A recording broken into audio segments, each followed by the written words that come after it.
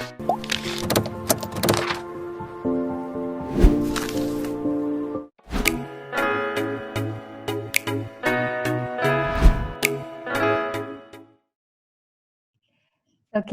good morning, good afternoon, good evening, everyone who joined us today from all around the world. Hope you all can hear me. Yeah, we can hear you. Okay, thank you. So I'm from Sri Lanka. It's such a great privilege to welcome you all on behalf of the Center for Combating Tobacco, the Tobacco Industry Observatory in Sri Lanka and the South Asia region. This is the second webinar of a webinar series organized by the Center for Combating Tobacco, together with the South Asian Regional Consortium Center for Combating Tobacco Network, with the assistance of the International Union Against Tuberculosis and Lung Disease. The theme of today's webinar is protecting youth and children from industrialization in the South Asia region. So without further delay, I would now like to invite Dr. Mahesh Rajasurya, the Director of Center for Combating Tobacco, to give a brief introduction on today's webinar. Over to you, Dr. Mahesh. Thank you, Hiruni. So warm welcome to all of you from all over the world, and especially a strong representation from South Asian region. I'm so happy about that. So welcome to the second webinar. And now you know what this webinar is going to be about. Last time we talked about challenges, how the tobacco industry targets the youth and children. And this time we are going to talk about the success stories and how to counter this.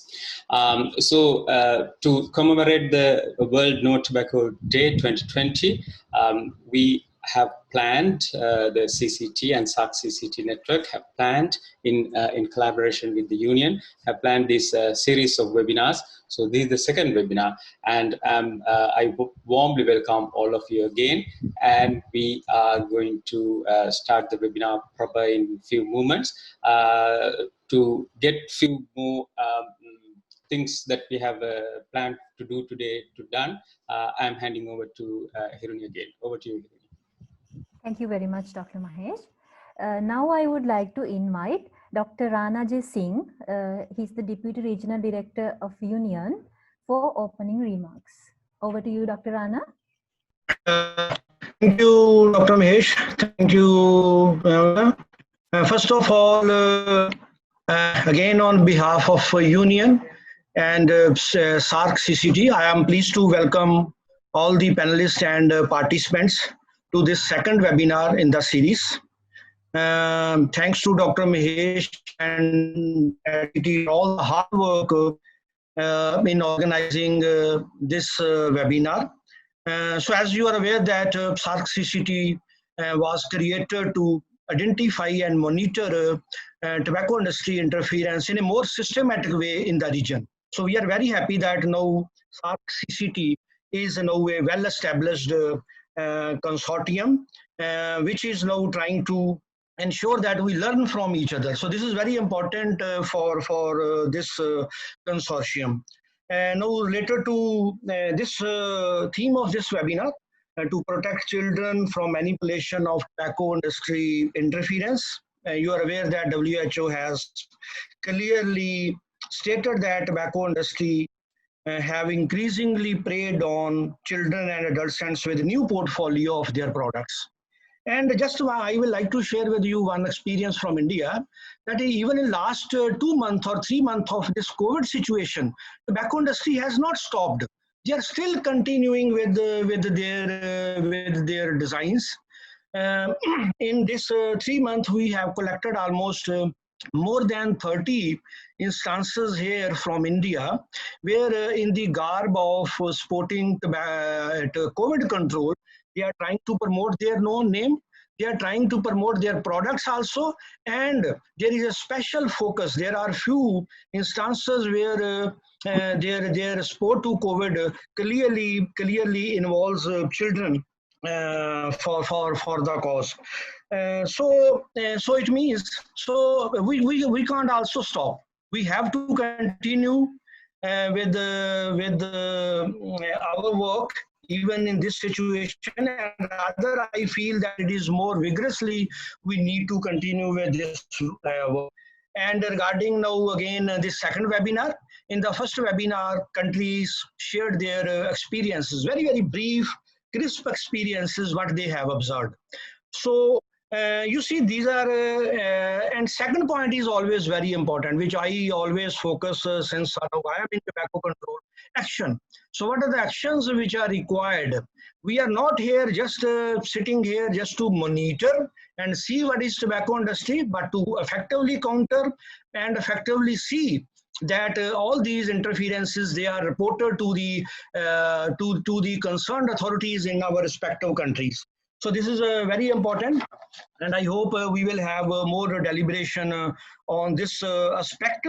I am aware that now all the countries, they are now involved and now effectively trying to monitor and tobacco industry interference in their respective country, and they are sharing it in the form of post with the SARC CCT.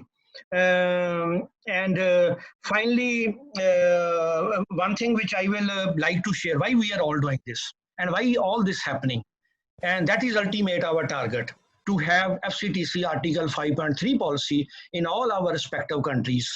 So at the same time, while we are working, we must discuss this aspect, maybe this webinar or maybe in the third webinar, what is the current status of FCTC Article 5.3 in our respective countries, and what actually we need to do to see that at least, you see, we are 7 or 8 countries in SARC CCT, and we must achieve something, even at sub-national level, even if in the start, if sub-national level, if in the states or at maybe national level, something happens on this aspect.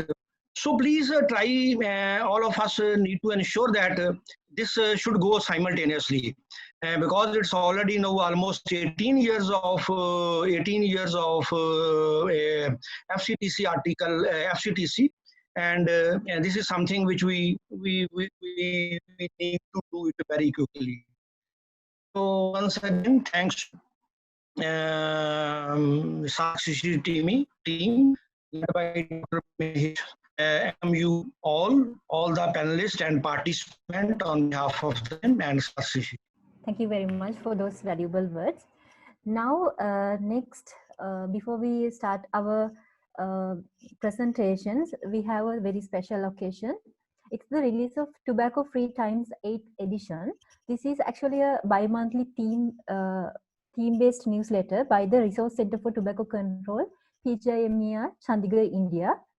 For this special occasion, I would now like to invite the chief editor of the newsletter, Professor Sonu Goyal, from School of Public Health, PGIMER, Chandigarh, India.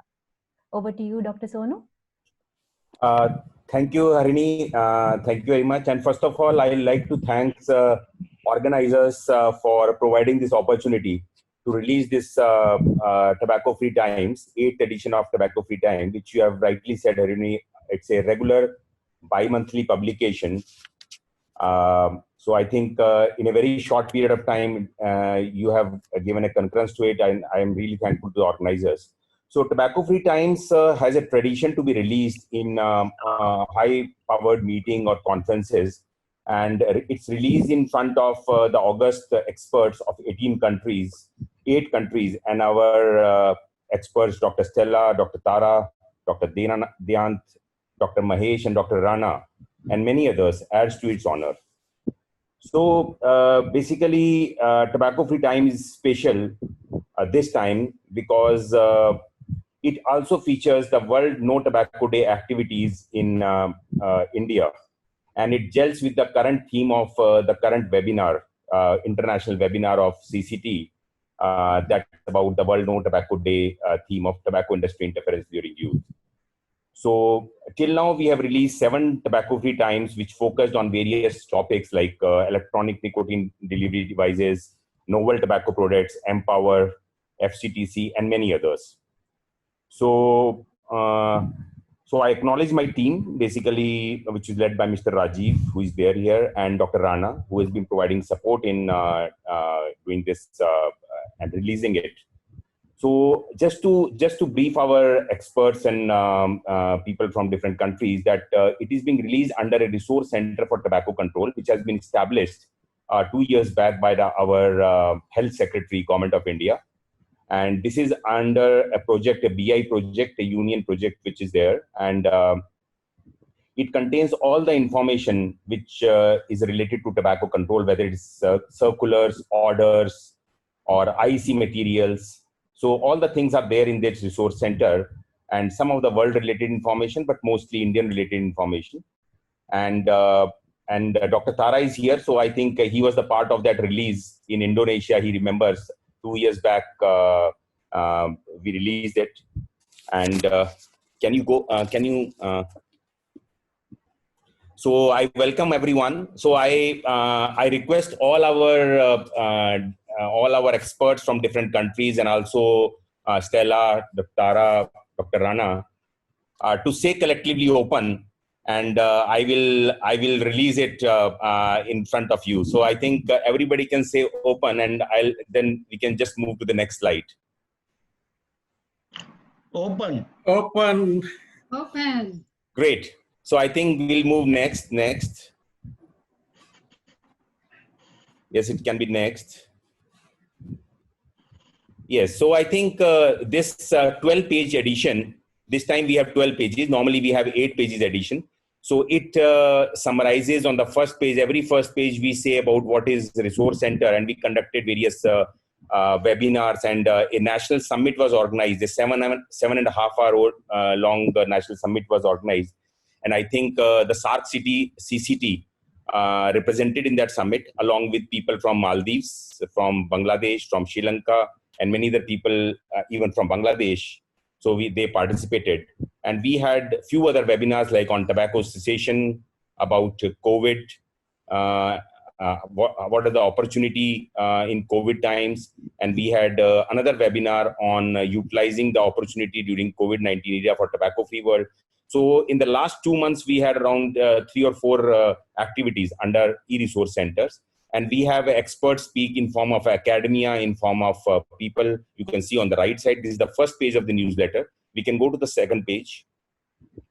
So these are our project updates. This is a Bloomberg Initiative project. So the major event this time was the National Summit, as I already told you. We have 610 participants from across country and from 14 countries. So we have, you can see on that graph, so we have participants from 14 countries also.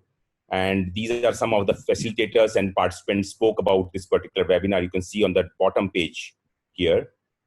And on the next page, we have a tobacco-free time released the 7th during a national summit. So this was the World No Tobacco Day celebrations throughout the country. So these 5 pages represent various states and various activities which is being done by various states. You can see like Himachal Pradesh, Haryana, Rajasthan, Jharkhand, Uttar Pradesh, and many other states. Like I think 20 plus states have contributed towards various activities. So that is being represented here. So we can go further. So, and these are the world related activities, global activities on in these last 2 months. And they said about release of ban on spitting. So in India, we have ban on spitting on during this COVID times, and many other countries have it. So, and various other activities. And you can see on the last page, we have a press, like all activities have been on tobacco control, which is being there in press across media. And on the last page, we have a feature of 5th National Conference on Tobacco Health, which was supposed to be held on September 2020. But due to this corona crisis, it is postponed, and we are yet to announce a new date. So thank you. So this is about our this thing. So we can go to the next last page. So this is our resource center. So I think this, if you just click that www.rctcpgi.org, so you can find that resource center, and we have a Twitter page, we have Facebook page, we have YouTube page, and you can all go to that. So we have around in the last 2 years, this resource center has garnered attention of experts of almost 90 plus countries. And we have 1,40,000 views till now in these due dates. So thank you, and you are all welcome to contribute towards this resource center. So any news from your country, so please feel free to communicate on our email. So thank you again for giving that opportunity, Dr. Mahesh. Thank you very much, Dr. Sonu, and congratulations on your release. Okay, now I would like to again invite Dr. Mahesh Rajasurya, Director, Center for Combating Tobacco, to give a recap on the first webinar, which was held on 31st of May, the World No Tobacco Day. Over to you, Dr. Mahesh. Thank you, Hiruni. Yeah, so this is a quick recap of webinar 1. And you can see the title was Tobacco Industry Manipulation of Children and Youth in South Asia region.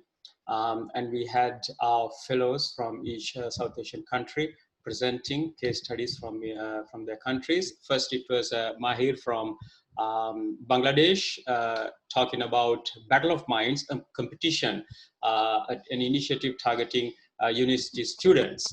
And it's called a talent hunt platform, and this high-powered competition was targeting and penetrating higher education sector with lots of high caliber organized events, final rounds, media coverage, and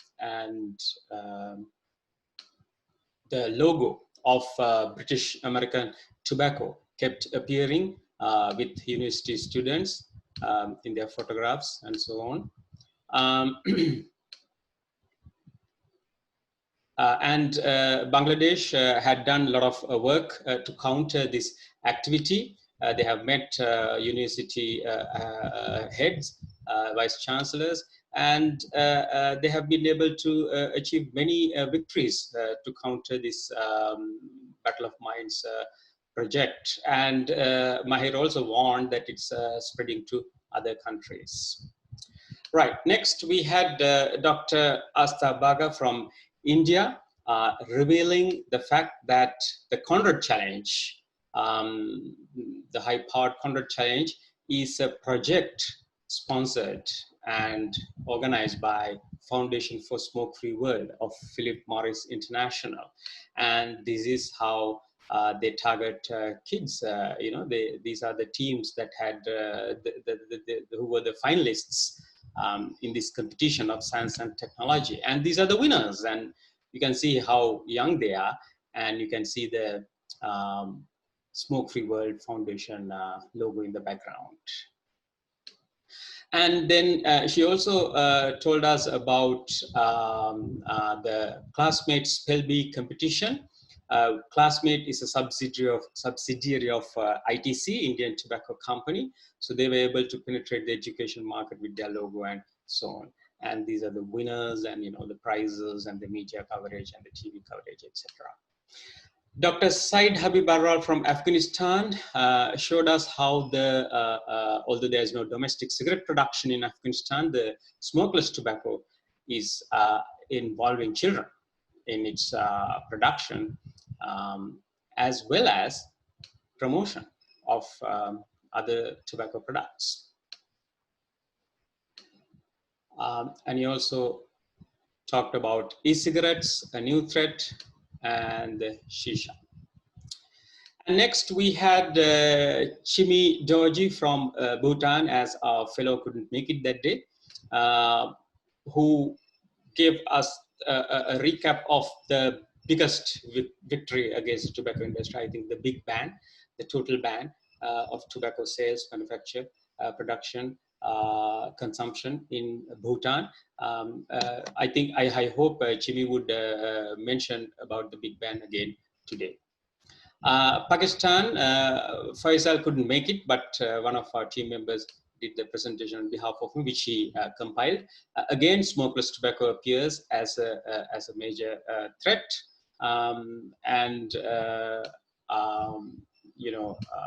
this is how it targets, involves children. You know, this smokeless tobacco invariably involves children in their marketing and many other aspects. Then we had Afa from Maldives showing us how shisha industry targets youth. Take a shisha break, and then the football, shisha and Red Bull, and then breakfast, shisha after breakfast. And how the tobacco industry utilizes tourism as their vehicle to get what they want, to do what they want, and online delivery of shisha and hookah during COVID time. And then we had Ms. Bisha Kafle from Nepal, giving us a lot of inside information from the country about the Surya Nepal, which is a joint project of ITC and BAT, and how they target women, especially young women, and sports and nature, this tree plantation program, and health sector. And schools and school children. So that was a lot of important information from Nepal. And from Sri Lanka, Hiruni made a presentation about how the social media marketing products to children, and many examples we could see. The slides are moving somewhat slowly. And how youth are targeted, how women are targeted. And these from a popular teleseries and the movies. And this two cigarette pack, which of course was targeting young people as well as the low income people. And then the online delivery and Facebook parties, etc. Right, then we had a panel discussion. We had these eminent panelists, Dr. Rana Singh, Mr. Phil Chamberlain, and Dr. Manuja Perera. And the main themes they recognized were that British American tobacco is doing a dirty job in South Asian region. And there was a suggestion to shame them in London. The next theme was tobacco industry targets children, youth, women in South Asia. Social media is a strong platform the industry utilizes. Therefore, we need to repeatedly remind social media platforms how their services are misused by the industry. These are measures to counter the industry manipulation. And the best or the only countermeasure for e-cigarettes, which is mostly targeting young people and children, is a complete ban. That's the other message that emerged, which was echoed by Dr. Rana Singh, and he referred to the union position on this as well.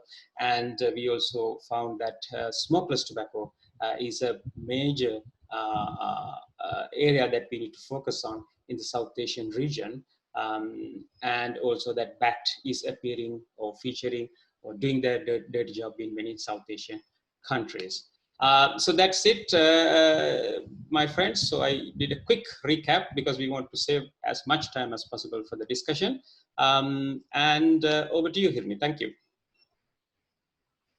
Thank you very much, Dr. Mahesh. Now I think we can move on to the webinar. But before we move on to the country presentations, I would like to introduce our three distinguished panelists. First, we have Professor Stella Bailos from Center for Tobacco Control and Research Education, University of California, San Francisco. Welcome to the webinar, Prof. Stella. Then we have Dr. Tara Singh, Deputy Regional Director, the Union Pacific Office, Singapore. Welcome to the webinar, Dr. Tara. Then we have Dr. Diyanath Samarasinghe. He's a consultant psychiatrist from Sri Lanka. Welcome, sir. Now, I think we can start our country case presentations. All the presenters kindly note that an alarm will ring in 4 minutes and 5 minutes once the presentation is started. And the slides will be operated by the CCT team. So whenever you want to move on in the presentations, kindly say Next slide. So our first presentation is going to be from Afghanistan. I would now like to invite Dr. Mohammad Nazir. He's the Organization Development Director from Organization for Promotion of Health and Community Development, Afghanistan. Over to you, Dr. Nazir. Thank you. Good morning, everyone. So I would like to present some information from Afghanistan. However, I did not find information about the specific theme, but I will present some general information about Afghanistan.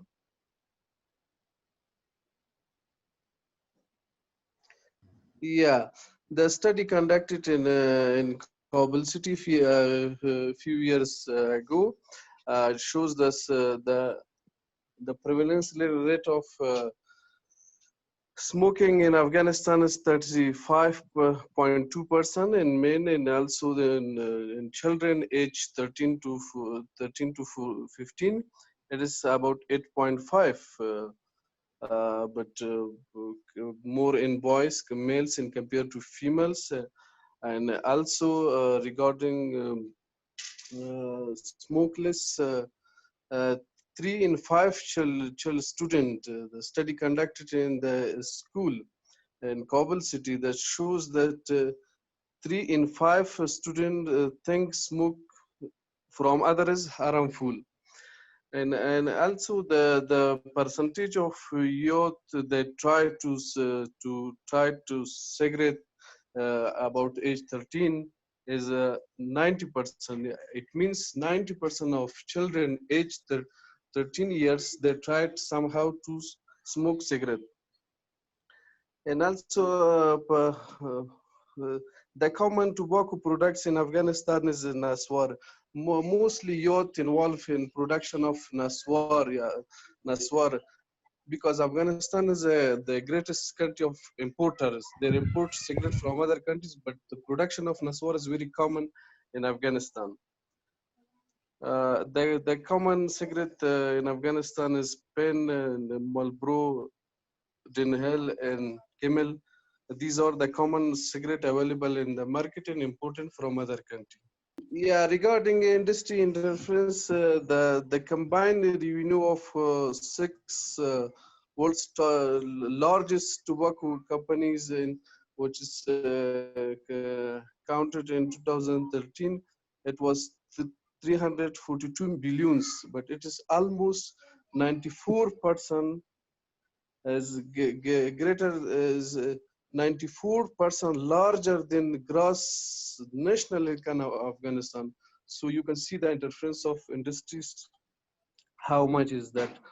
And despite legislation which banned advertisement, the promotion of cigarette use in domestic media, study reported 7 in 10 students they saw pro-cigarette advertisement in billboard and others. It means that the industries are powerful forces that does not fear the action of nation state because of their extensive resources and global market power.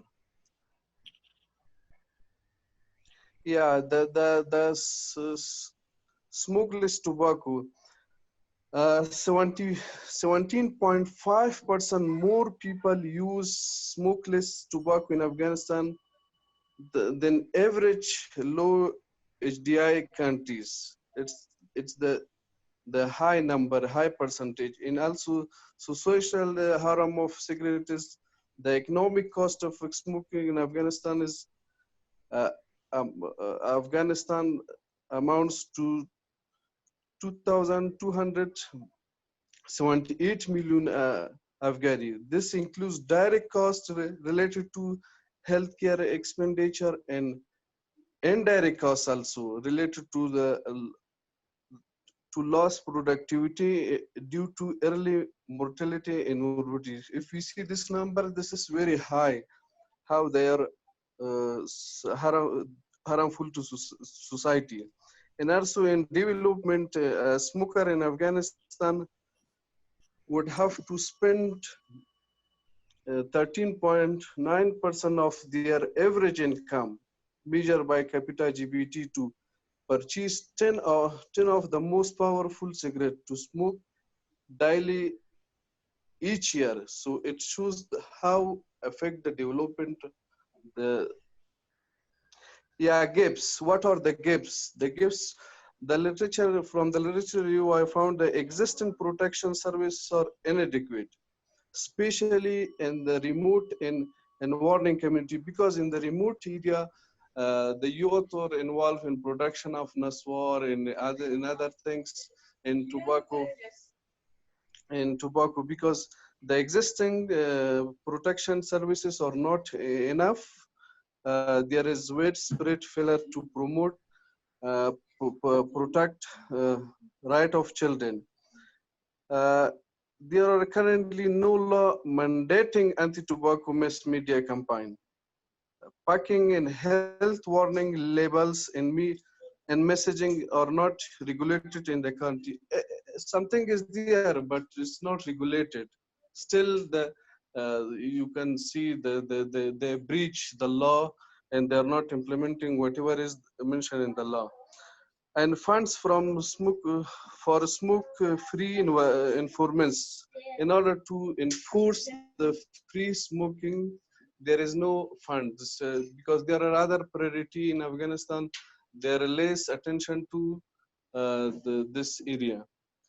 And the way forward, so what I found in literature and what I recommend, fully operationalizing the guideline of Article 5 of WTO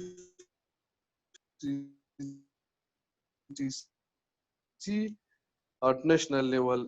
There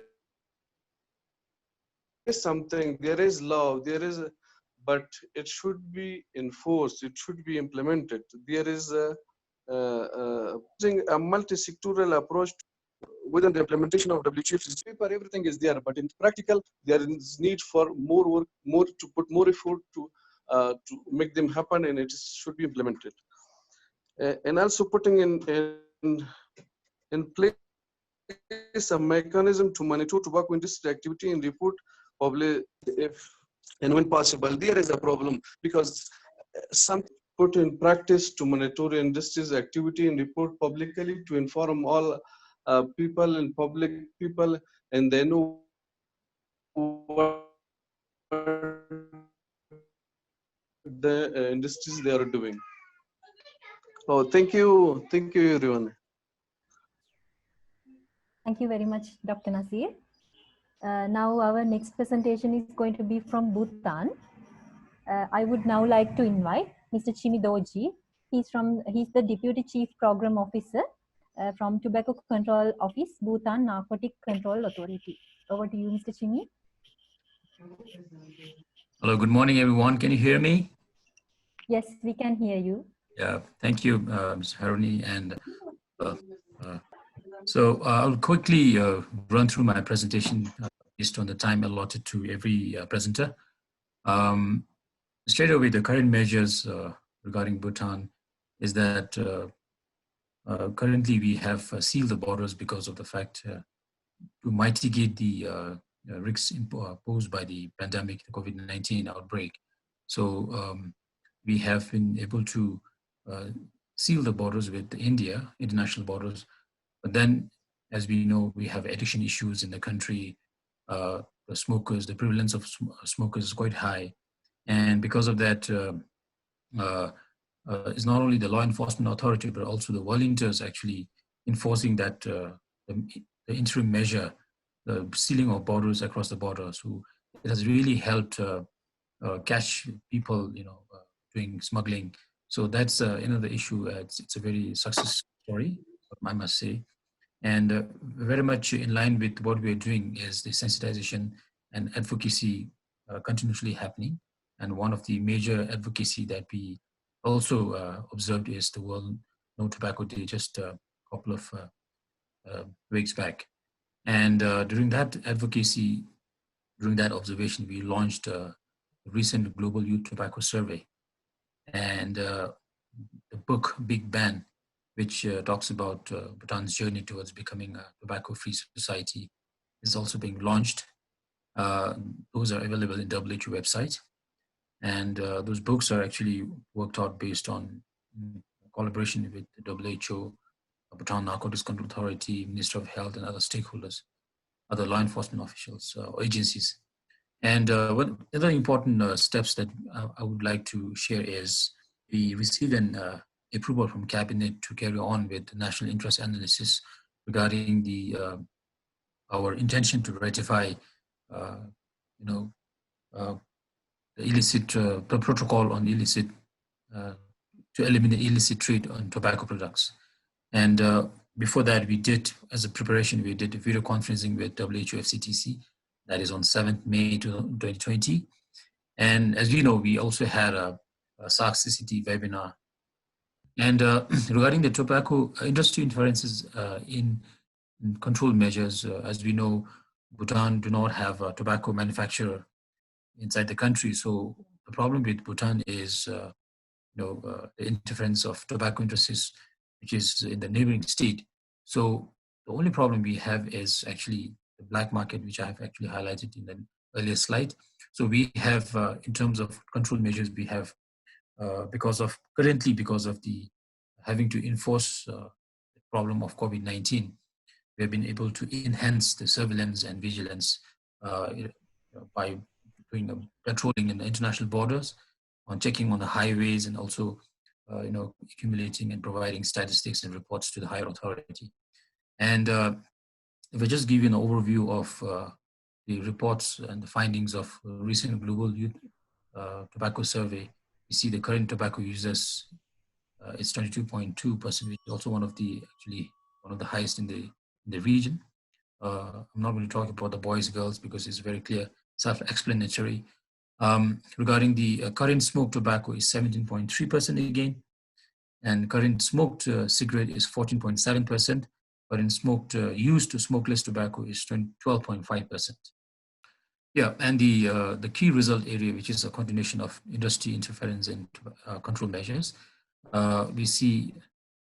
Hold on, I'm not able to see. I need to bring down. All right. Yeah. So the key result area, as you see in the slide, is is a success story again. The current users of smokers tobacco have declined significantly from 21.6% to 12.6%. And there's a reduction of current tobacco users as well.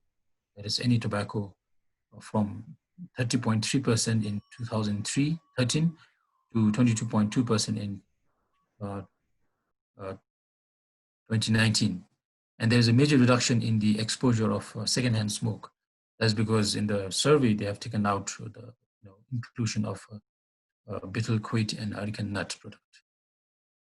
Now, on the identified gaps and the way forward, we do also need to actually incorporate in our legislation on how to regulate the e-cigarette. That is actually something that we are looking for, and we really need to, work on gear to such inclusion. And we feel there is a weak community policing when it comes to enforcing, because of the fact that some people also have quoted Tobacco Act as a draconian law because it's very strict, and because of the consequences, kind of a problem that community is also facing. As much as they would want to do with the tobacco, there are also we need to improve on weak community policing. So the way forward on that front, as I've highlighted before, is we are going to have a stakeholder meeting tomorrow. In fact, on the carrying out national interest analysis on the protocol to eliminate illicit trade in tobacco products. One of the platforms, as we all know, which is also the session that we're having, is international and regional platforms for cooperation. That is on the regional and international front. On the domestic front, we have a continuation of decentralization efforts that we're making through a CCC concept called coordination, collaboration, and consolidation, and enhancing and developing capacity of law enforcement through cross-border talks and appointing a border licensing officer. That's it. Thank you very much. Thank you very much, Mr. Chimi. Thank And you. I think the bell is not audible due to some technical issue. We will try to fix it up. Until then our next presentation is going to be from Bangladesh. I would now like to invite Mr. Hasan Shahriar.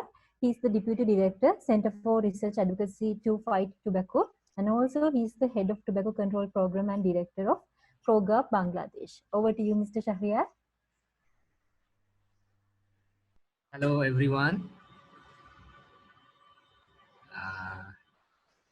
Please accept my greetings on behalf of CRAFT, the Center for Research and Advocacy to Combat Tobacco, which is Tobacco Industry Observatory in Bangladesh. I would like to share a success story from Bangladesh. Maybe the largest mobile phone operator, Grameenphone, has been promoting e-cigarette under the disguise of COVID-19 awareness, but later they removed the post from protesting anti-tobacco group. You see in the slide from the left picture, that is the Grameenphone Facebook post. They said, is COVID-19 spread through AC or e-cigarette? And they refer, no. That means they are promoting e-cigarette somehow, that e-cigarette does not spreading COVID-19 virus. And they use as a reference WHO Bangladesh logo, you see in the bottom of the Facebook post. And the post was given on their Facebook page on 10th April. The question is why we expose this fact, because the Facebook page have a large follower, and that is 15 million plus, and most of them are youth. So we assume that this is intentional, and they are trying to promote e-cigarette by somehow with this post, and we exposed it immediately. So what we have done, that is in the next slide.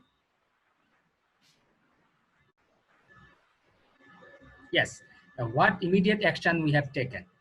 Just immediate when we have informed about this wrongdoing of Grameenphone, we immediately send an alert among the media and tobacco control organizations in the country. Apart from this, in addition to this, we also bring the issue in the attention of WHO Bangladesh office, that the Grameenphone has been doing wrong with using their logo in their Facebook page.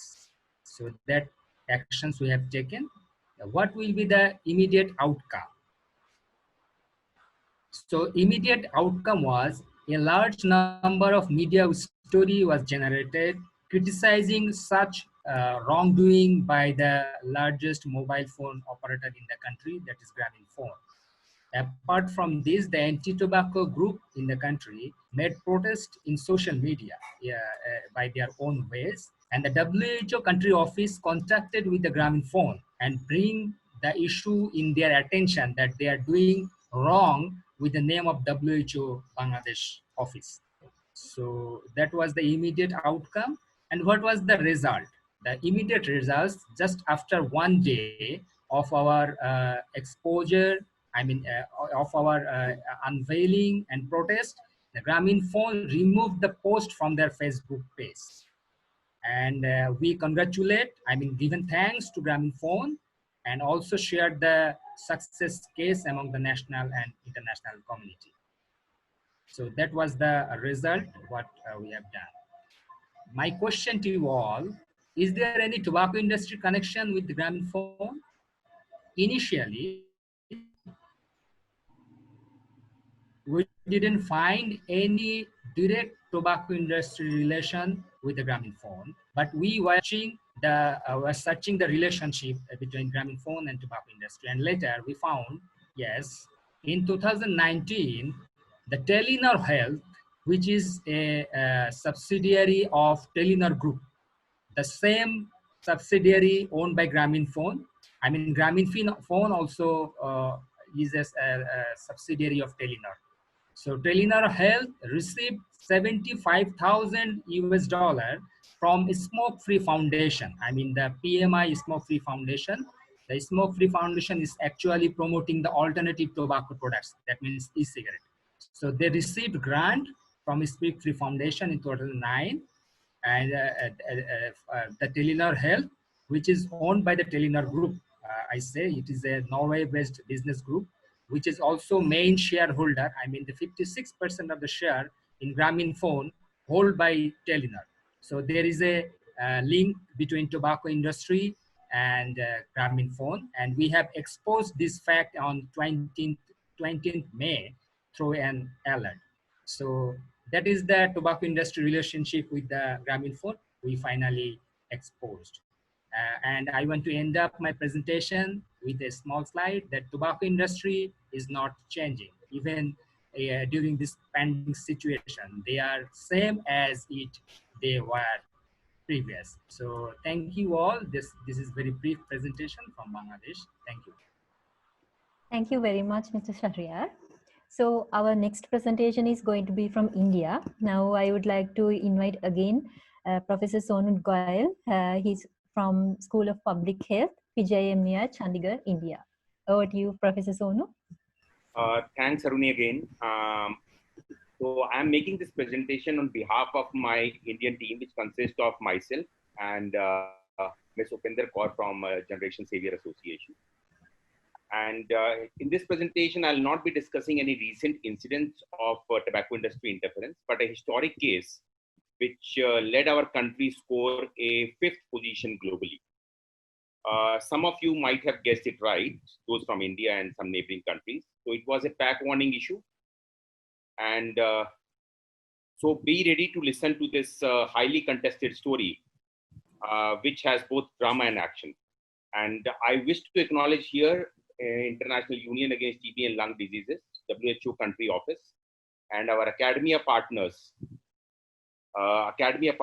from JIPMER, especially contribution of Dr. Rana J. Singh, Mr. Pranay Lal, Mr. Praveen, Mr. Ranjit, Dr. Stanshu, who have contributed towards development. Okay, so why I'm taking this particular issue is the fact that it relates more closely to the tobacco industry attracting youth and children to buy packs. And the tobacco industry wants a smaller size, blurred images, and non-understandable warnings so that they can lure youth and they don't understand the health implications while buying. So in the next 4 to 5 minutes, I will be discussing this historic case, which ways back to 1969, when George Fernandez, a trade union leader and a member of Parliament of India, introduced a bill in the Parliament. That is a Smoking Hazard and Advertisement Bill, 1969. So as usual, 3 major tobacco companies opposed it, and industry documents reveal that that bill died in 1971 during general elections. So tobacco industry tried hard not to let bill come into debate till 1974, when Jammu and Kashmir, another state of India, introduced it as a state bill, which also becomes a deal bill later. So another parliament subcommittee in 1975 decided that it is too premature to put a ban on advertisements, but acceded to statutory warnings in English on cigarette packs. And the industry document again revealed then they let it happen because the textual health warning on the pack will not be very visible to our Indian illiterate, many people who have a high level of illiteracy in India. So George Fernandez, who was called Messiah of the Poor, agreed to it, which exclude warning on other tobacco products like BD, a poor man's pleasure, but also lacked the comprehensiveness. And it also led to development of a tobacco development board at that point of time. In 1995, another committee, another subordinate legislation committee was formed, and which advocated improvement in the language, in the image on the warning, and also furnishing BDs and smokeless tobacco product under the ambit of pack warning. But that report was never accepted, as it was not signed by many members of COSL, and some of those members were from tobacco industry. Between 1996 and 1999, few cases in Supreme Court were there, like Dr. Lakshmikant versus Union of India, Murli Deora case. So they led to the consensus that tobacco use in any amount is harmful for pack warning. In 2000, we have an Indian Council of Medical Research report which says that the health costing due to tobacco use, it was accepted by Government of India, but again, despite all resistance, there was a lot of resistance by Ministry of Labor, but Rajya Sabha, that is upper house, recommended that there should be a specific compulsory warning on every package. And there should be pictorial symbol. So it was in 2000 that pictorial symbol was advocated. Then again, that Indian smoke-free law, COTPA, was enacted in 2004. But again, it has not emphasized graphic health warning even 2 years after passage of the act.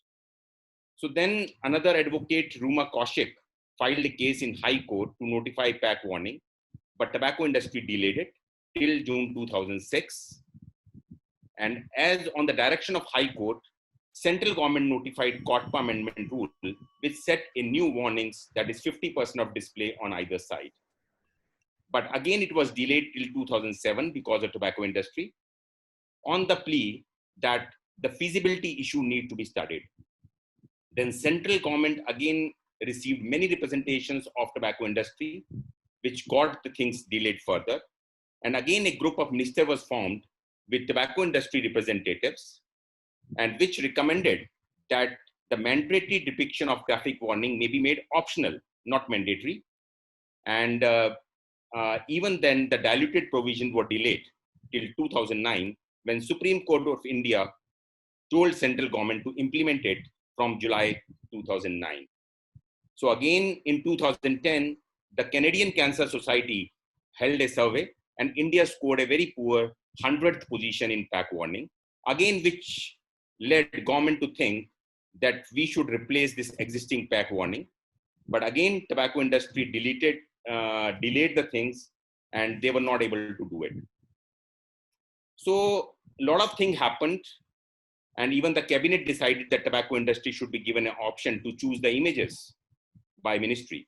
And in February 2014, Ministry of Health and Family Welfare, under leadership of the then Health Minister, Dr. Harshvardhan, now also he is Health Minister, composed a committee to analyze the best practices of pack warning and suggest field testing.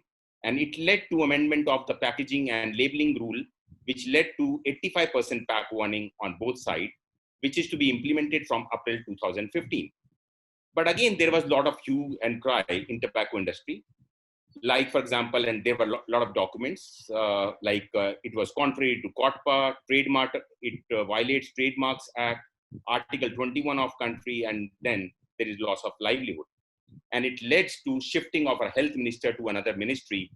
And also another member of subordinate legislation was formed, and that committee contained members of BD industry, and they said that one of the members said that BDs are natural products. There is no evidence that it is causing harm. Government agreed to the suggestion, but a group of activists approached Rajasthan High Court and filed a PIL so that, and they get a stay on the central government notifications. So then tobacco farmers urged Government of India to fight Rajasthan High Court orders. However, government notified new date as April 2016. So then tobacco industry went to Karnataka High Court, and then there was another government, then it stayed, Karnataka High Court stayed the Government of India notification. A lot of cases were there in various parts of the country, and then Supreme Court decided that all the cases of pack warning should be shifted to Karnataka High Court, which was rejected by civil society on the plea that one of the members of Karnataka High Court was from tobacco industry.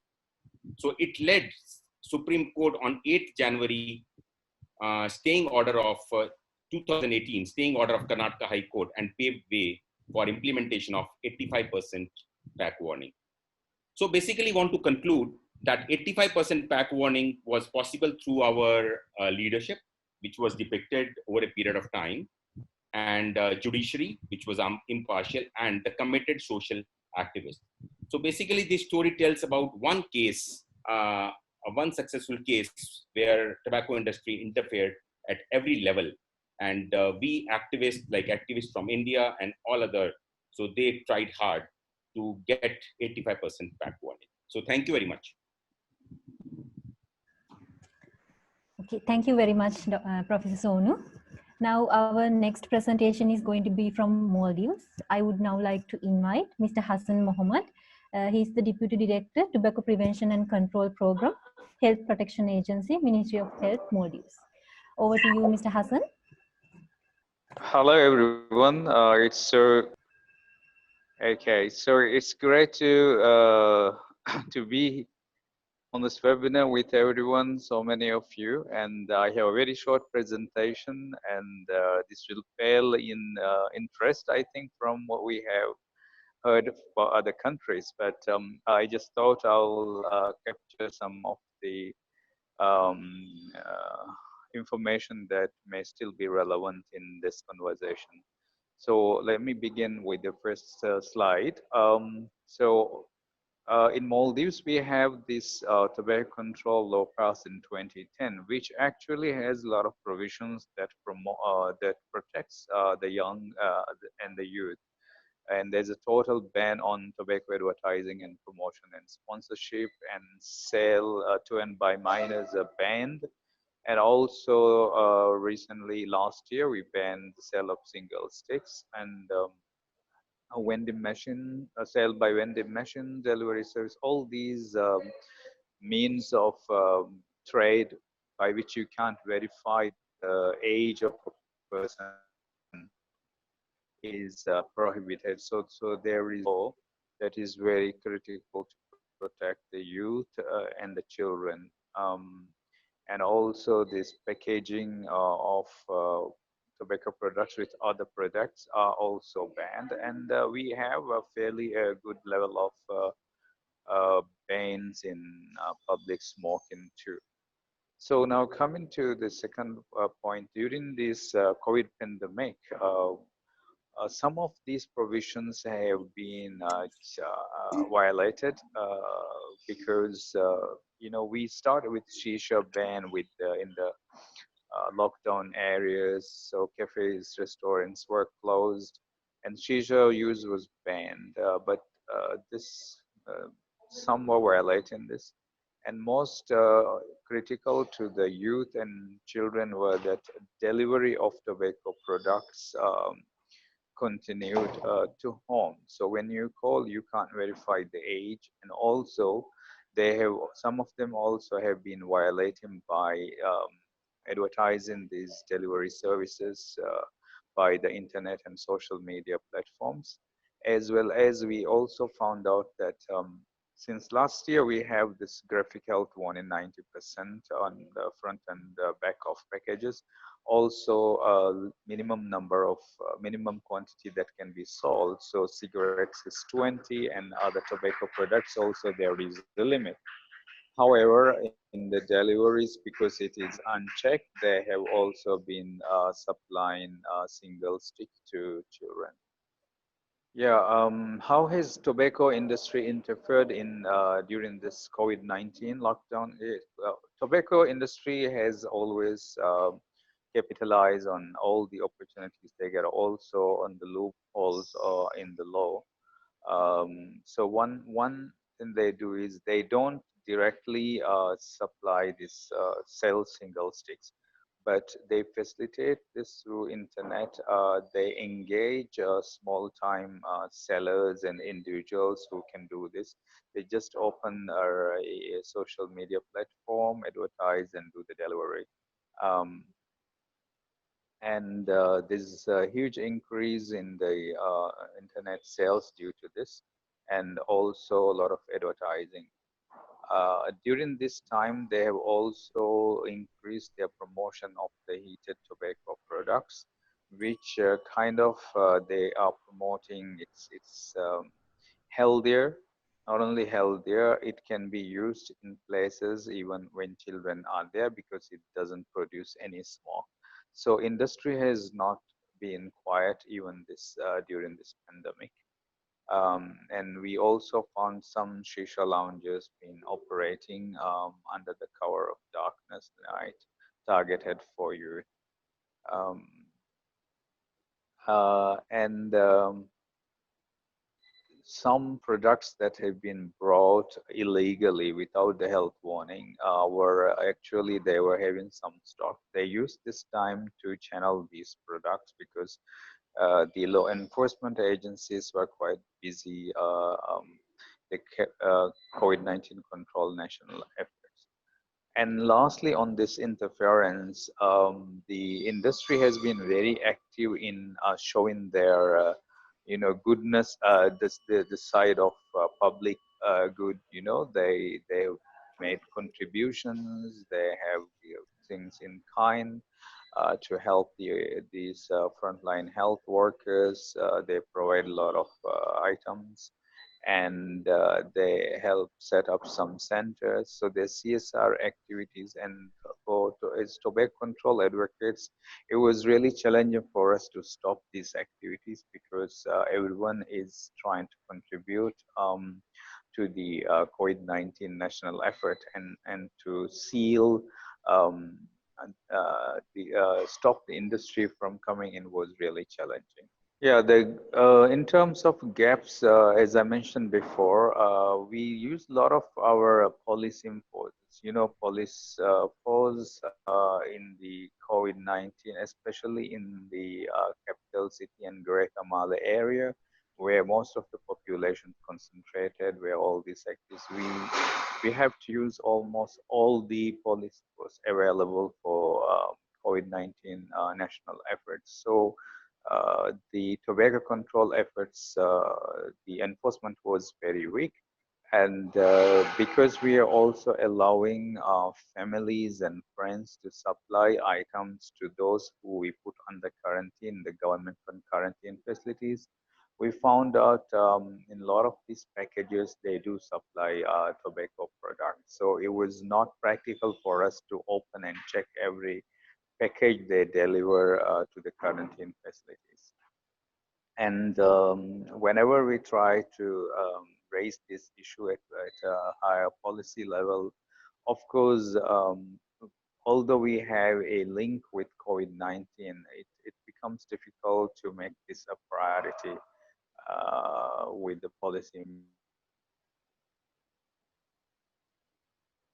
And additionally,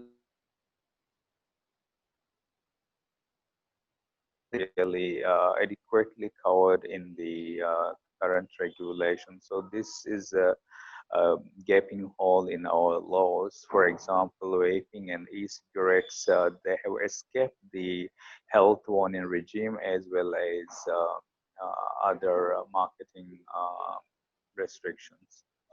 Similarly, taxation on graphic health warning regimes also not applied to these HTPs and e-cigarettes. And lastly, on this point, inadequate risk communication and cessation services, because everyone only talks about COVID-19 right now. So, but we try to capitalize a little bit on the link and include some elements in the risk communication. This is the last slide. The way forward, I think generally there is a goodwill due to COVID also for the importance of public health. People value life more now, and they have also realized the importance of protecting public health. So the countries and governments can actually capitalize on this, and therefore we can reevaluate our current measures after the post-COVID-19 scenario to ensure that we have stronger tobacco control measures and remains a priority. And also tobacco industry will use the new technologies and the greater use by public of the internet to market as well. So we need to be more vigilant. And we can also capitalize in the um, we can capitalize the link between tobacco and COVID-19. There's a lot of evidence, there's a lot of material available even from the WHO. And tobacco use in it somehow, become very challenging when we have the new norm. So a I we have submitted to the government of Maldives, and some NGOs also leading this work, that in the new normal, that after COVID-19, we are going for a total ban of tobacco use in eateries as well as majority of the public places. Because in the new normal, we are limiting the time you spend in cafes, and we are all the likelihood of frequent use of mask, and this will be difficult for speakers. So, on final point, and my attention to a request to all of you is that we should continue our work together in the region between governments and also NGOs. Thank you. Thank you, Mr. Hassan. And I kindly request all the presenters to make the brief the presentations as much as possible, because we are running out of the time and we need to save time for the panel discussion. So our next presentation is going to be from Pakistan. I kindly invite Mr. Mazhar Arif. He is the Executive Director, Society for Alternative Media and Research, Islamabad, Pakistan. Over to you, Mr. Mazhar. Good morning, everybody. As far as the protection of youth and children is concerned, I think there are a number of success stories from Pakistan. In Pakistan, measures were taken to safeguard the youth and children since the promulgation of tobacco control laws in Pakistan back in 2002. And under the law, 100% smoke-free public places, including educational institutions, were declared. Section 8 of the law prohibits sale of cigarettes to under 18 years of age. And Section 9 of the law prohibits storage, sale, and distribution of cigarettes within 50 meters of educational institutions. A ban on tobacco advertisement, promotion, and sponsorship. Very recently, in January 2020, all kinds of tax has been banned completely. And penalties are defined in the form of fines, and imprisonment. Ban on loose cigarettes. Only 20 cigarettes pack, no lesser packs are allowed in Pakistan. Ban on shisha smoking at public places. This is a 100% successful litigation story. There were 8 cases decided in favor of shutting down the shisha cafes since 2012.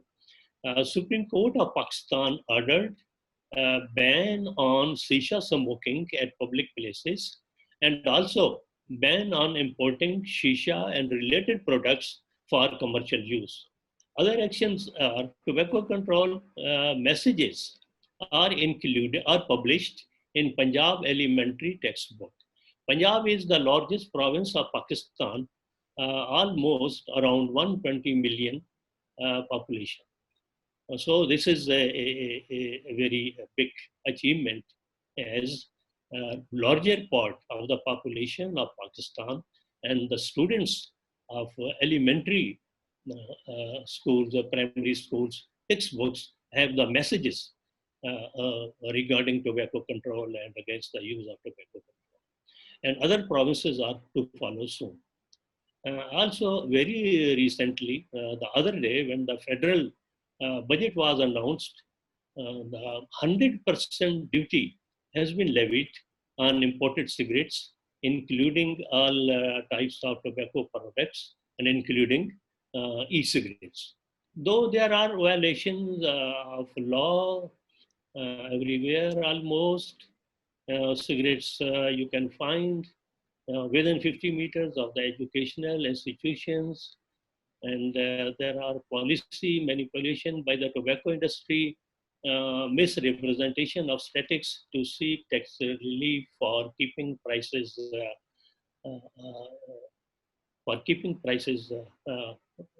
low. Youth-centric measures are that what the tobacco industry does is that they make accessible, economical and cheaper products to the youth, and personality profiling, attractive, colorful packaging, visibility over the counter, and power wall placement. You can see this almost in every city that the shopkeepers put these cigarettes in front of their counter and also at the visible places. And about 4 months back, there was also the program of Battle of Minds and offering career opportunities and apprenticeship to the students. And interestingly, this was kept secret as the only universities were conducted, and they were asked to please don't publish this program. And it was known when on their website, on the tobacco industry website, when they announced the results of the competition and the successful students. And now in Pakistan, there are e-devices and other cigarettes, other things which are being promoted by the tobacco industry. There are gaps, of course, that the violation of the laws is there, of course, and annual inflated adjustment and result price hikes, weak enforcement, and more training and orientations for controlling the tobacco control is needed, and full ban on CSR to protect youth from industry exposure. But I would like to add only only 2 or 3 sentences. That the way forward is, first of all, the awareness, mass awareness among the students from college and universities and schools. That is very important. And other is the persistent monitoring of the tobacco industry very carefully. This Battle of Minds type programs are in fact very serious, which are affecting the youth and the students. Thank you very much. Thank you very much, Mr. Mazhar. Now it's time for Nepal.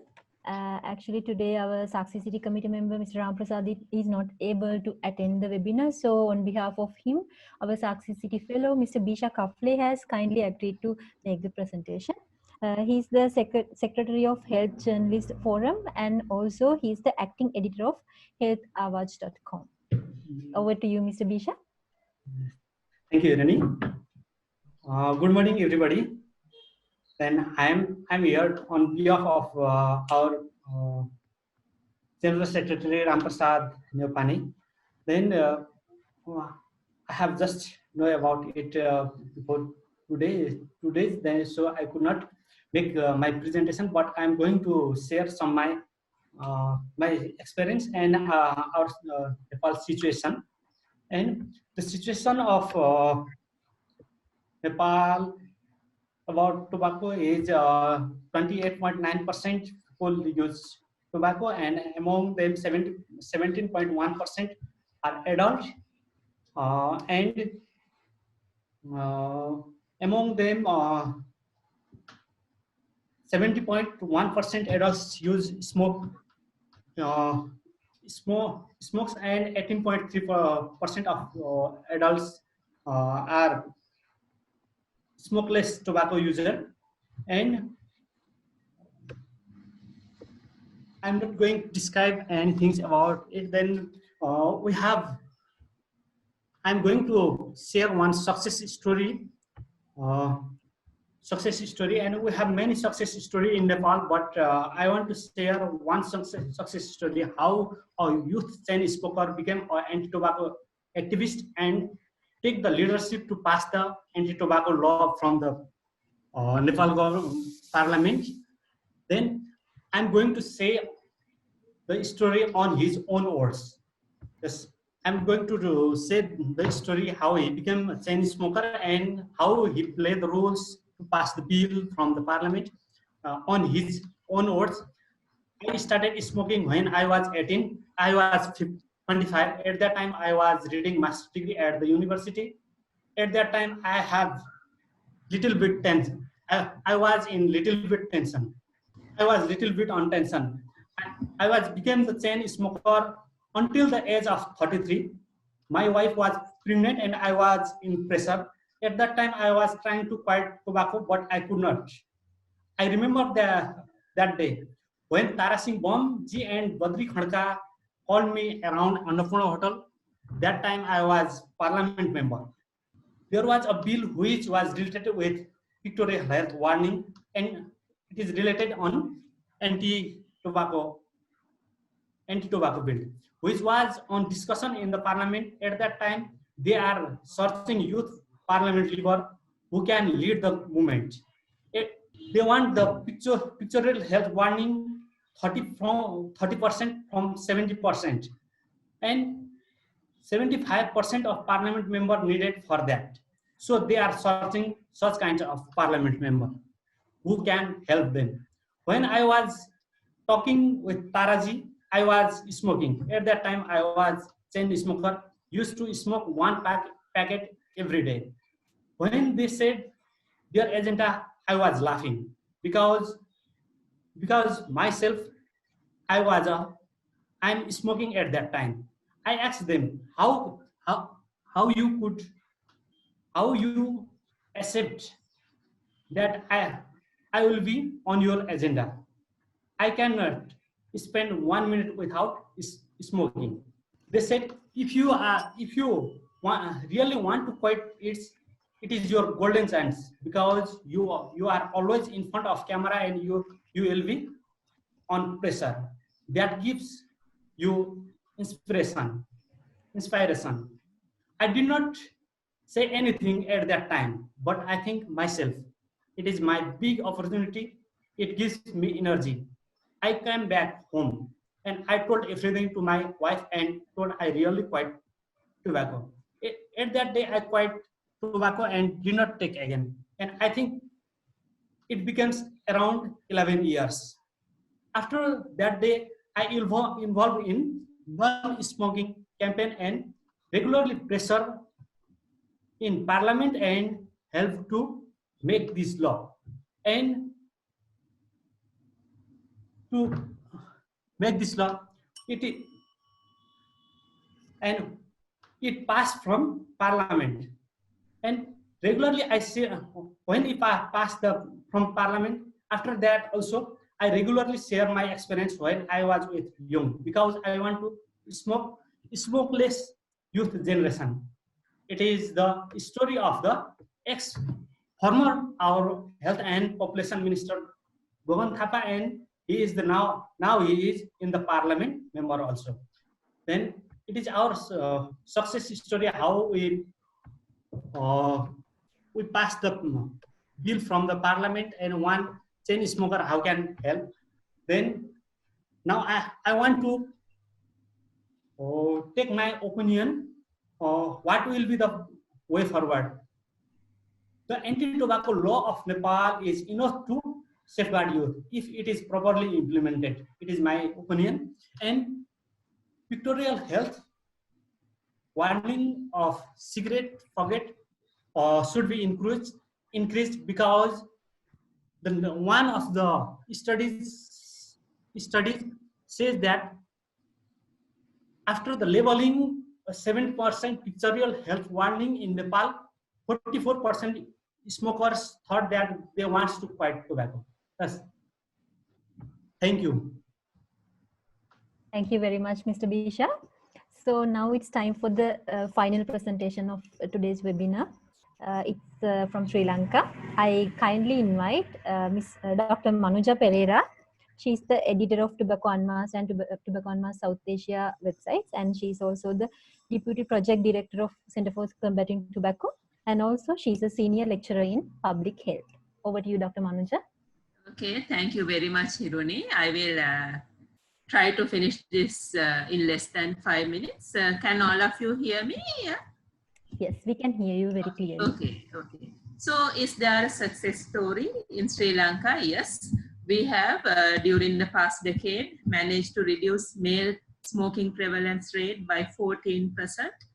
And this is the Global Youth Tobacco Surveillance Surveys report. So as you see, all forms of tobacco use among youth has reduced during the past decade, and they remain very low compared to other figures that were presented in the region.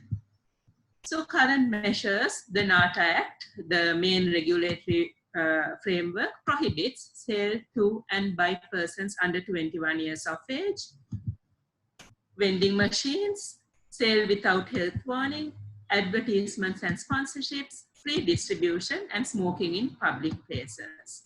However, we do have on-site promotion, we do have surrogate advertising targeting kids, we do have sponsorships even targeting youth like university students as seen in this picture.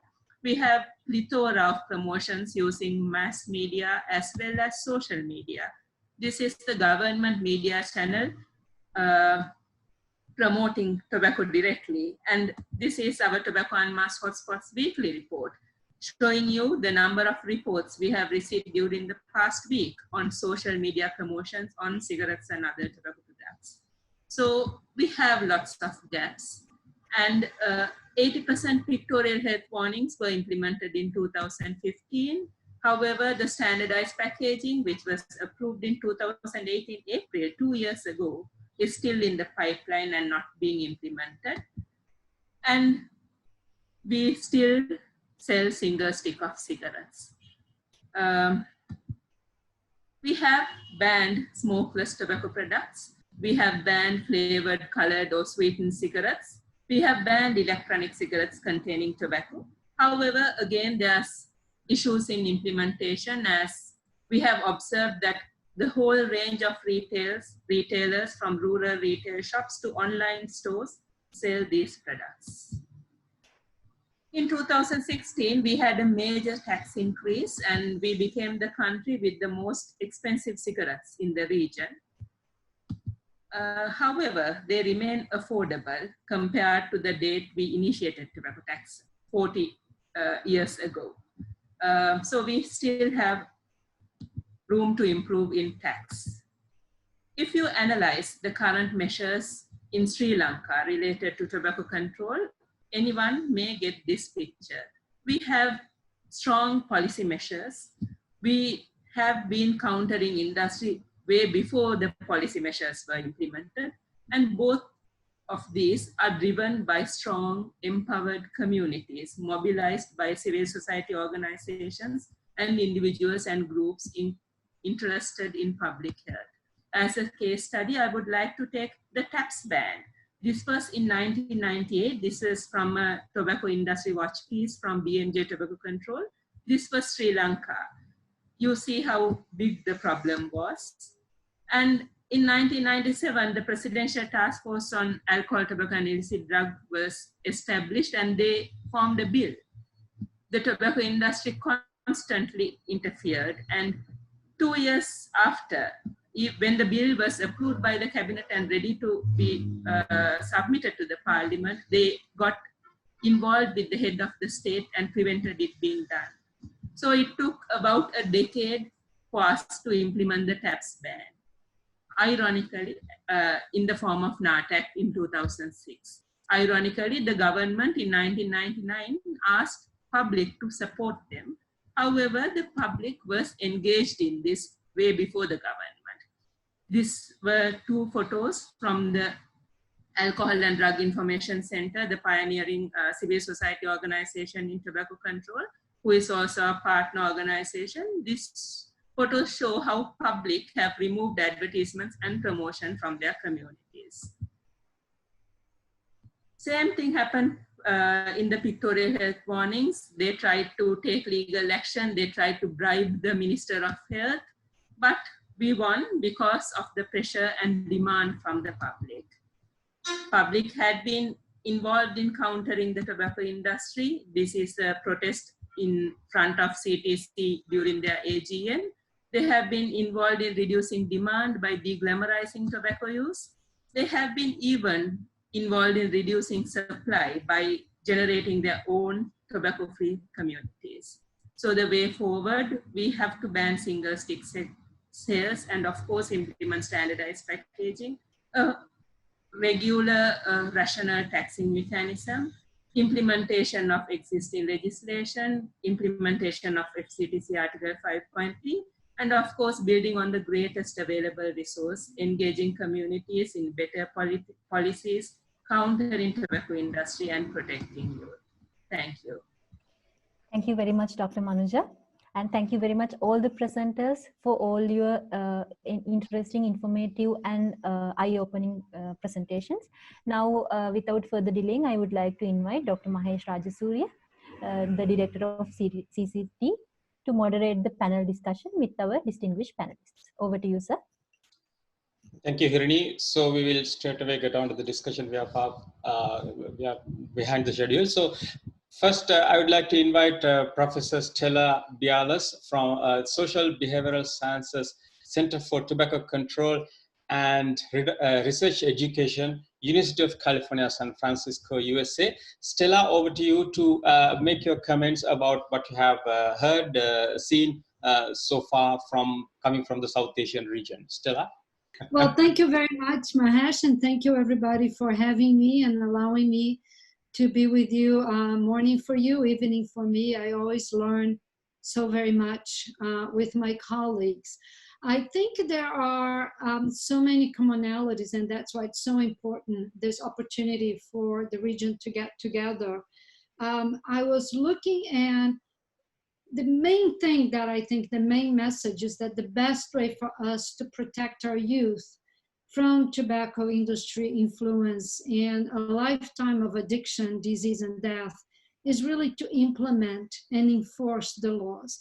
I think it was very mentioned here that there are many laws, but there's also many ways in which the industry has been circumventing some of these laws and minimizing their impact. And we know from global experience that the better the implementation, the stronger the impact, and the stronger the gradient of the decline in tobacco use. So even in countries where tobacco use is already declining, like we just saw in Sri Lanka, I think there's always need to do more.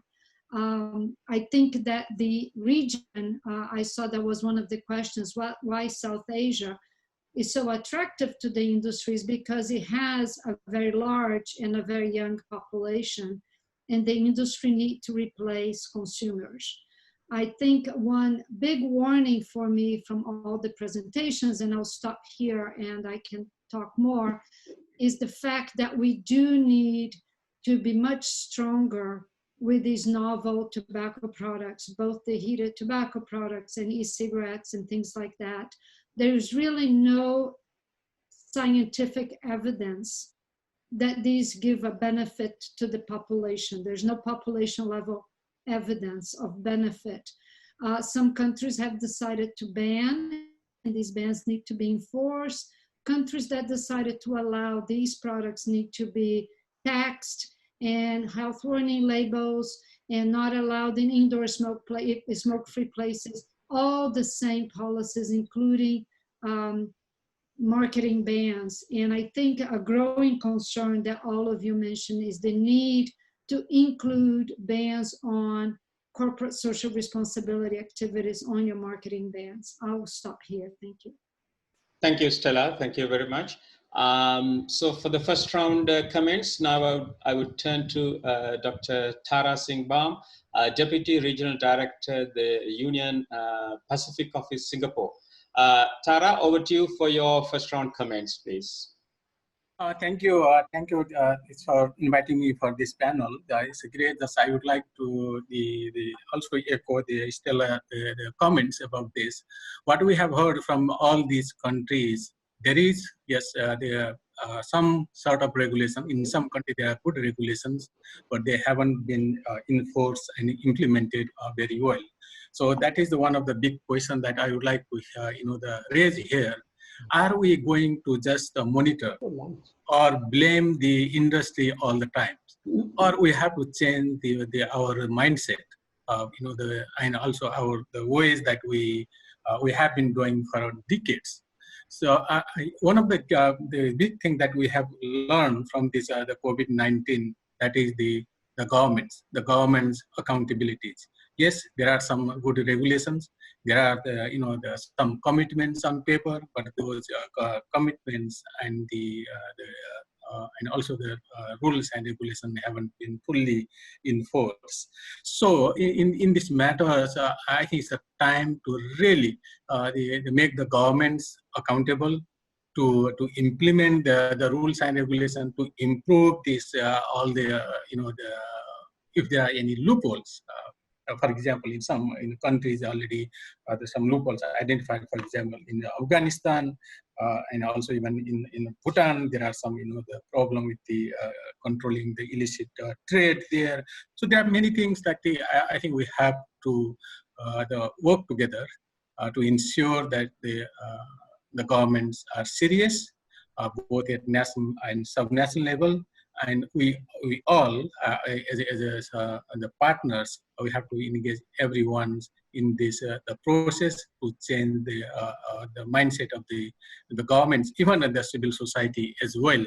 So the civil society also needs to have the different the strategies to cope up with this the growing the tobacco pandemic. So again, the presentation are very great. There's so much of learning from there. But as Dr. Rana already he mentioned something. It's a time to make action. It's not just about the monitoring. So again, the actions is through the governments. Government must take the serious the steps toward the tobacco control. So these are some of my learnings and over to you. Thank you, Tara. Thank you very much. So hold the governments responsible, maybe perhaps through public opinion, we can put pressure on governments. So over to Dr. Dianath Samarsinghe for the first round comments, Consultant Psychiatrist from Sri Lanka. Sir, over to you for your comments. Just to pick up from where Dr. Tara Singh stopped, holding governments responsible is one possibility. What if we go further and see, can we hold the tobacco trade responsible? And the answer obviously is no, because we are dealing with some entity out there, impersonal, abstract, non-human. So you can't do what you want to do with the government with the tobacco trade. It doesn't exist. There are people working for the tobacco trade, but they don't feel that they own the actions of the trade itself. It's like a policeman in Minneapolis will happily sit on the neck or put his knee on the neck of a black man, hold it there for almost 10 minutes, because he is simply an agent of the entity called police. So the entity cannot be addressed, doesn't exist. Everybody blindly follows what they think the entity wants. We don't really know what it wants, but we are employed by the police, so we kill black people more than white. tobacco trade doesn't actually make differences between black and white. It certainly makes differences between rich and poor. But what is the implication of this? The implication is that we make a mistake or don't do enough if we only address that abstract entity. We have to address the individual human people who may actually be human. Human beings working in the tobacco trade are trapped in an utterly unenviable position, having to implement the desires and wishes that they imagine that this trade wants them to implement. But the trade really has no real existence. It's only a legal entity. So what should we do? My point is, we should try to personalize this a little bit more. Help the victims of tobacco, not only those who use it, but also the victims of the tobacco trade who it employs, from the chief executive downwards, who are more trapped than the smoker. The chief executive cannot move. He is just trapped. There is no room to move. Because he gets a large pay at the end of the year, he presumes that he's getting a good deal. But he's trapped worse than the people that this trade victimizes. So maybe South Asia can start, because of its focus, there's a cultural thing here that focuses on different kinds of values.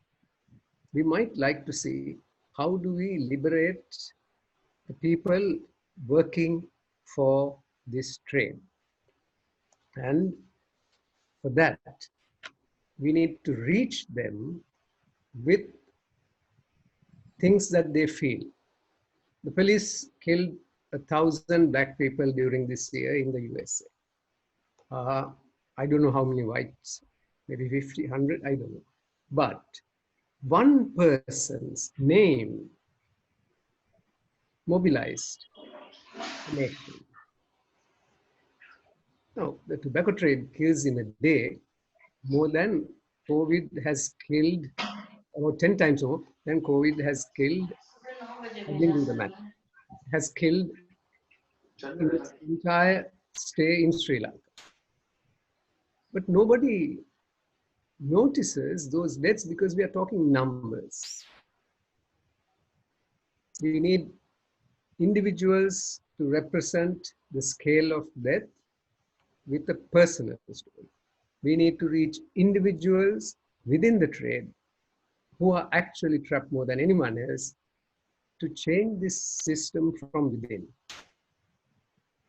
I think there are moves like that that are happening, maybe globally as well.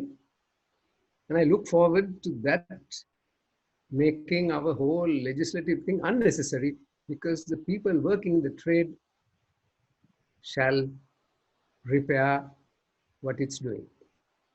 That's all for the moment. Thank you. Thank you very much. As we have already reached the end time, I think we have to go a few minutes over the official end time. So if you have questions, I think we might be able to take only a couple of questions. So you need to raise your hand and ask the question. Before I come back to Stella for the second round comments, a quick 1 minute question from Vikram Singh Slatia. Vikram, over to you. Keep it under 1 minute, please. Hey, Vikram. I am from Jammu and Kashmir, and good morning to everyone. When we talk about government data and on-ground situation, things are totally different. The percentage of tax share is more from the tobacco industry as compared to others. So the government is not ban these products heard completely in any of the nation, whether it's any South Asian nation. And my mainly question is to the two nations, that is Pakistan and Nepal, because in news we come to know that tobacco is illegally smuggled to India from this Pakistan and Nepal region, because in every time we come to know that from drone or that service, and the tobacco is just sent to the Indian area. So what does their stand, how they can, what is then tell to their governments to stop that? And because tobacco is not a regional problem or a nation problem, it's a global issue. So how the Pakistan and Nepal say to stop this illegal smuggling of tobacco in India? Okay, right. Thank you. I think holding governments responsible is the key again. But I think, Stella, I don't know whether you want to respond to that question. Stella, you might also want to take on where Dr. Dinath Samarsingh has stopped, these legal entities having so much legal power. But anyway, over to you, Stella, for your second round on, it is the final round comments. Yeah, thank you for allowing me to make more comments. I think the issue of smuggling, it's a very important one. And that's why countries should consider, joining the protocol on illicit trade, because that would help control this transborder. And it's important to be aware that historically, the tobacco industry has benefited from illicit trade. The majority of the illicit trade in the market is not counterfeited. It's actually the real product that has been smuggled in and out of countries without paying taxes. So illicit trade is an issue regarding taxes, but it's a myth to think that lower taxes decrease contraband. That's not true. We have evidence globally that taxes are not an impact. The problem with illicit trade is having good border control and good collaboration with neighbors, and in that would include ratification of the protocol. I think the issue of liability is very important, and is included in Article 19 of the Framework Convention, where countries are encouraged to look at the legal instruments to hold the industry liable, and we do have some evidence of success in holding. Just because they are powerful doesn't mean they are immune. And I think they do have a lot of political power. I think that countries lose more money. The countries that have done studies realize that the monies they spend in treating those diseases is more than the money they make from taxation. Is just a matter of different budget lines. And I think holding the industry accountable for the suffering, disease, and death is an important point. And I think it is within the legal instrument that is the Framework Convention, that's Article 19. So I would urge countries to look into that and see if they have the ability to do that, or seek support from the Secretariat of the Framework Convention on how to proceed. I think that the tobacco industry will continue to mutate and will continue to adapt and will continue to find loopholes. I think that's a very important point that was made here. So that's why we need to make sure that implementation and enforcement of the legal instruments in each country is essential to ensure that we are not creating a whole new generation of addicted youth. And thank you again for inviting me to participate. Thank you, Stella. So over to you, Dr. Tara Singh Bang for your final round comments. Yeah, thank you. Just again, I would like to again re-highlight my point, and I fully agree with the other panelists that there is a need of a comprehensive approach, like a whole of government approach, whole of government society approach to address this. So tobacco control should not remain within the Ministry of Health. I think it has to be now, well coordinated with the Ministry of Finance, with the Ministry of Trade, Ministry of Commerce, Ministry of Agriculture, Ministry of Justice. So there are many other issues that we need to, find out and work together and bring all the ministries together. The most important part is we are saying, okay, there is a, the black market, there is illicit trade, whether it's between Nepal and India or Nepal, Pakistan, India, it doesn't matter. The most important part is the how to make the governments accountable again. Why these are things, all these happenings? Why the industry has the blocking the implementation of all the things? It's not because of the industry, because we know industry, they will try their best to undermine any policies, underestimate any policy implementation or the enforcement.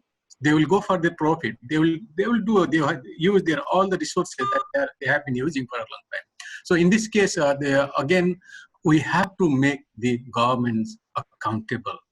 It's the government's responsibilities. Government has to rethink and re-strategize and find out the solution to address these issues. So as a civil societies, of course, we have to keep reminding them, provide the evidence and all those things, and the media can play a bigger role to really bring this issue at the public and policy level. So again, back to my same question, it's a time to really make the governments accountable and responsible to implement the FCTC, to implement the government's the rules and regulations at the national and sub-national level. Without their seriousness, I don't think we can make any difference in the future. Even we have been crying, we have been shouting for decades, but things are not improving as we expected. So now the COVID-19 has given a unique opportunity to all of us to rethink the strategies and to rebuild the health systems and programs and rules and regulations and identify the roles and responsibilities of each government sectors and media and stakeholders as well. Over to you, Mahesh. Thank you. Thank you, Dr. Tara Singhbam. Thank you very much. And, thank you, Professor Stella Bialas, for your wonderful contributions and comments. It's very late for Stella in USA, so please feel free to leave the meeting if you have to. We'll just take a couple of moments. I'll take only one more question and that's it. Jawad Ahmed Mir, it's your time to ask the question, please.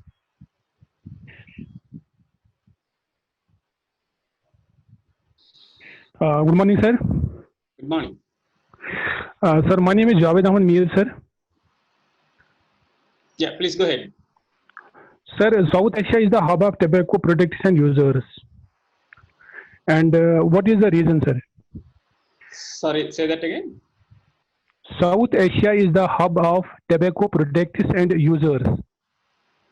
Right. What is the reason, sir? Tobacco users? And tobacco users, sir. Yeah, okay. The more population is involved in using these tobacco products, sir. Right. Okay. Sir, second question is that we cannot blame, sir, any particular country for this, because all South Asian countries are, directly or indirectly involved in this, production, sir. Yep. Yes, of course. Yes, of course. I would rather not try to answer that question and wait for Dr. Dinath Samarasinghe to make his final round comments, and then we'll see whether that question still needs to be addressed. So over to you. Over to me, Dinath? Yes, correct. Holding governments accountable, as Dr. Tara Singh said, is crucial. But again, we have to go beyond the thing called government and go to the persons that constitute the government. If a government is insensitive to the suffering of its poorest people, how do you hold the government accountable? You have the politician accountable. In India, you have Modi, right? So how, or in the US, Trump? The government just exists and continues to exist. Just as we hold Modi or Trump or Obama, no different to Trump, accountable, we need to hold individuals in the trade accountable. That's all. One more point, just one more point. The people in the trade will then, I think, with great joy, if we can teach them to see what it's about, work towards abolishing the tobacco trade itself. That's their only liberation. They have to go to another job. Bhutan provides that example for this region. Funnily enough, the crazy idea of banning tobacco altogether suddenly looks feasible. Even more funnily, it's best for the tobacco trade employees to work for that. That will be their liberation as well. Thanks. Right. Okay. Right. Thank you very much for those enlightening comments. I thank Bhutan again for setting that wonderful example and changing the whole game plan. Putting more attention, focus. I think we are now going to conclude this session. It's 2 hours now. People cannot concentrate beyond this time limit. And apologies for being delayed so much, but this is the last couple of minutes. So I think finally we understand how this abstract entity called tobacco industry works and does all these things that the country is presented, and how we have been able to try and counter them. So we are seeing some common themes that in these success stories. So this new suggestion and invitation to focus on individuals, the tobacco industry, or holding government accountable, the individuals in the government, is an important, new, exciting idea, I think, for all of us to ponder over. So sorry, we can't take any more questions. We have to conclude now. So thank you very much for the presenters who time. Yes, Dr. Rana, you want to say something? Yes. So apologies. In fact, this is really required. Why South Asia is the hub of tobacco products and users. So thank you, Mr. Javed. In fact, you see, if in a SARC region, if we have 8 countries, and 6 out of 8 these countries, they are either tobacco producing or tobacco industry state, except Maldives and Bhutan. It is economic issues which are related to tobacco. Governments are grappling basically with all those economic issues, whether it is employment, whether it is as a one of the products, and whether it is tobacco taxes. So that never led governments to take a strong decision. And what happened in last 40 years, that tobacco use continued to rise, whether in the name of culture or maybe as customs. So there was never such a focus on tobacco control strategies. And even if we had some strategies, they were very, very late. Some sparse or very limited policies were there for tobacco control. Normally, we used to do some tobacco control activities on World No Tobacco Day, and never in the way which are required to have strong policies in all each countries. And finally, even now, you see, we have 18 years. Still, it is not a priority of the many governments. Governments have not committed any funds for tobacco control. There are very limited mass media campaigns. So I think now the things are changing. We hope for the good, and we hope that maybe very soon SARC region will also see, South Asia region will also see downward trends as far as tobacco control is concerned. But that momentum should continue. And first of all, we need to see that all the policies are effectively implemented, which are right now. This region is normally low and middle income countries. As such, we have poor implementation of all those policies. So this is, I think, which I will like to definitely share with as far as your question is concerned. Thank you, and over to Dr. Mahesh. Thank you, Dr. Rana J. Singh from the Union. Thank you, Dr. Stella Bialas from USA, University of California, San Francisco. Thank you, Dr. Tara Singh, again from the Union. Thank you, Dr. Dinath Samarasinghe from Sri Lanka. And thank you all the presenters. And last but not least, thank you everybody who joined in together. We had nearly 100 participants today. And again, I mentioned that the CCT team has done a wonderful job again. So I thank you as well. And please join with us in 2 weeks' time, in a fortnight's time, 28th of June, not next Sunday, the Sunday after that, for the third and the last webinar of this series.